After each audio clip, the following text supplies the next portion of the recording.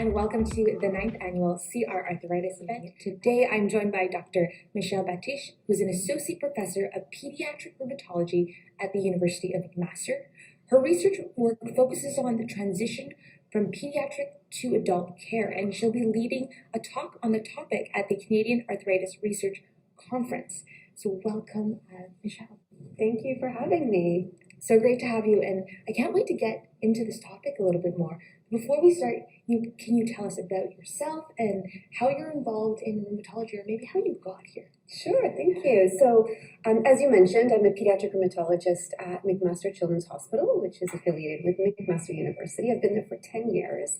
And as I have worked there, I've realized how important things like transition are when I'm seeing my patients, and once they turn 18, I can't follow them anymore. And so we do have to transfer their care to our adult rheumatology colleagues. And so there are quite a number of issues that these patients face. And so I really started getting into it by learning a lot more about it, running a special transition clinic at our hospital, and then doing quite a bit of research more recently.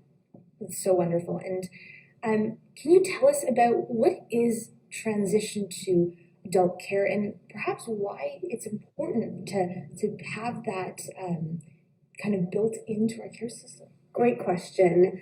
Previously, as I mentioned, when patients turn 18, especially those who have a chronic illness and they will need ongoing care into adulthood, in the past it would just be this administrative transfer. I would see them one last time once they're 18, and then I transfer their file over to an adult provider and hope for the best. And we've, really learned that this is a very challenging time for patients, not only because they're adolescents, they're going through so many changes, they're graduating high school, they're thinking about what vocational plans, are they going to go to university, are they starting a job? Relationships also become a huge matter. They're also becoming more independent from their parents. They may be moving out into their own place. And on top of that, now you have patients who have chronic illnesses, and they're going to have to learn to take care of their own health by themselves.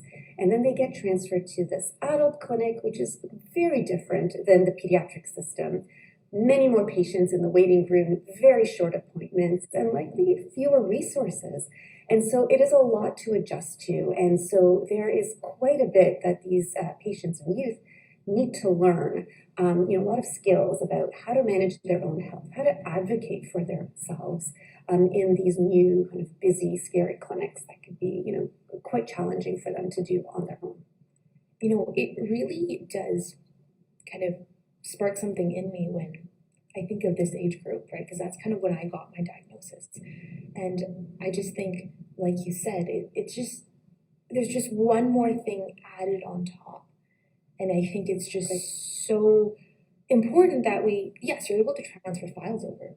You can't transfer a relationship that you've built with these individuals. Right. It takes so much time to have that trust. And I can see how, it would be so valuable to have a little bit more of like a gradual transition. Yeah, and that's what we've established, and we're very fortunate. And there are many clinics like this across the country whereby the adult provider will come to our clinic at regular intervals and get to know these patients over a period of years. Wow. And so, as I said, transfer, yes, that's at 18, but transition is a process, and it really starts as young as 14. We really start educating these patients on becoming more independent. So one first basic step could be coming into the clinic room by yourself, or just being able to ask your questions and answer our questions without mom and dad answering them for you. So it takes baby steps, and that's why it is a process, and it takes quite a number of years, so that when it is time, and when they are 18, and it's time to say goodbye and off you go to the adult world, they feel ready, they're empowered, they know what to do, they know what to ask, so that we can ensure the most successful transition possible. It's wonderful. And if you don't mind, I know we've touched on this, but common challenges that you see that not only the patients face, but I think their families face as well. Yes. Yeah, so, we're not only transitioning the patients, we're transitioning the parents. And so we often forget how hard it is for the parents to also let go. And so we really need to help and provide care and resources to the parents so that they also start letting go. So that when we are in clinic, they're not just blurting out the answers without giving a chance to their child to answer a question. And we also want to give families resources to help their children become more independent, to learn more about their illness, to advocate for themselves, and so on. So we definitely need to approach this in a very family-centered way. Help the youth become more independent, advocate for themselves, and also help the parents, let go, and B, support their youth while they're going through this transition. Yeah, because I think there's a perfect amount of support, right? Not too much, but also not too withdrawn. Yeah. So finding that balance for each family is truly an art. Yes. It's an art at that point. And it's very hard because we've also learned, and speaking to the parents, it's hard for them to let go. That first visit when they come to clinic and we ask the parents, can you please sit in the waiting room while we do our appointment?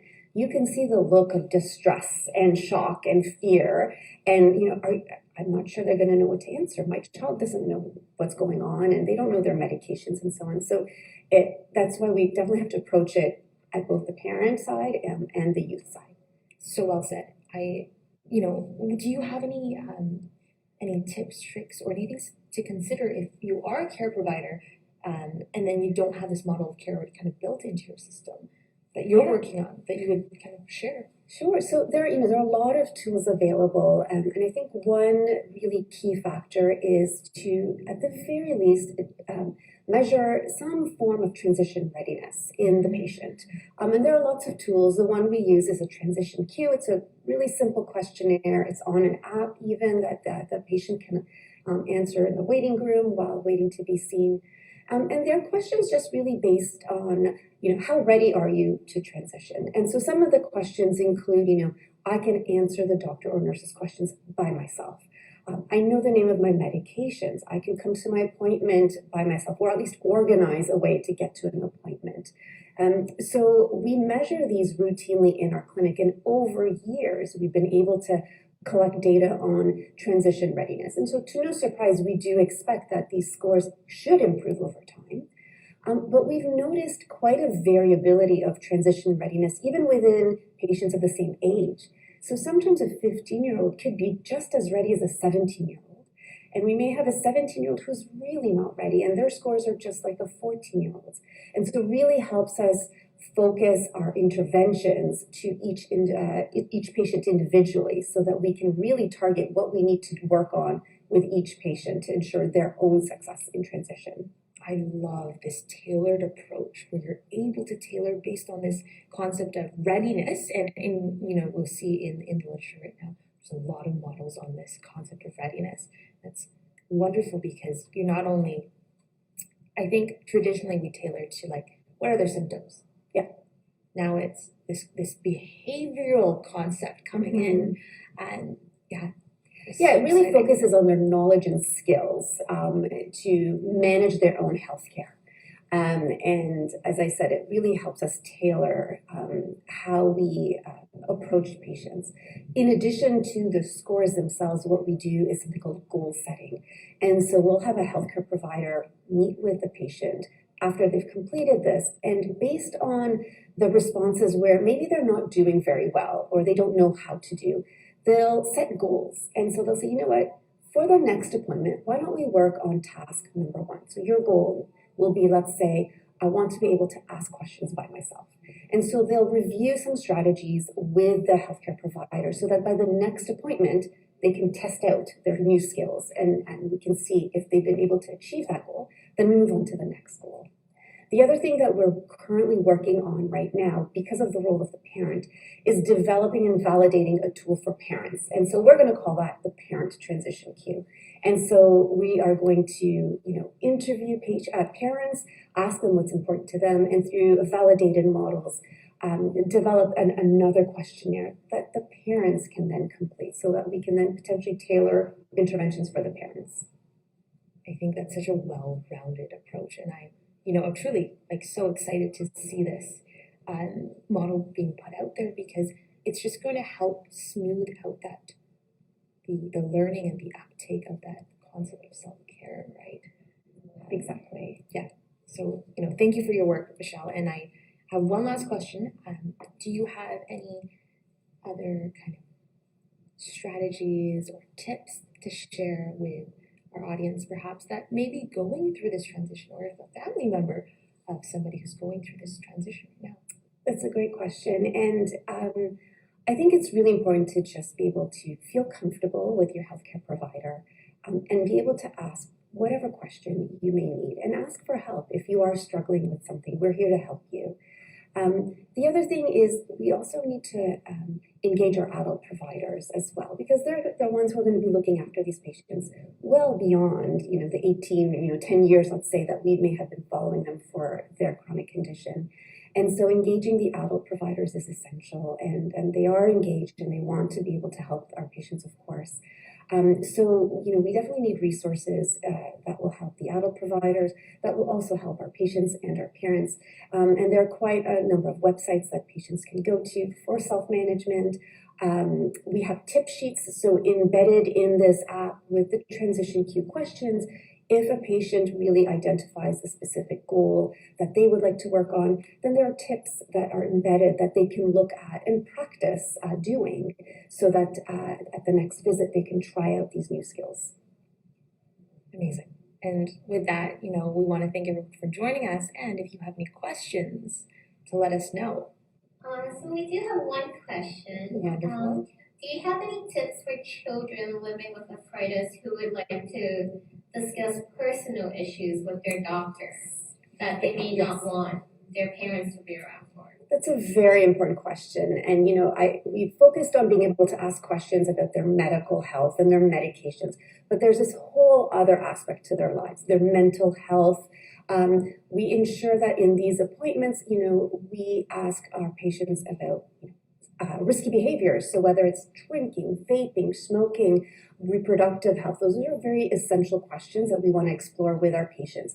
And we do that with utmost confidentiality. And so it is understood that these types of discussions happen just with the patient. The parent is not in the room, so that if the patient doesn't want to share any of that information, it doesn't necessarily go to the parent.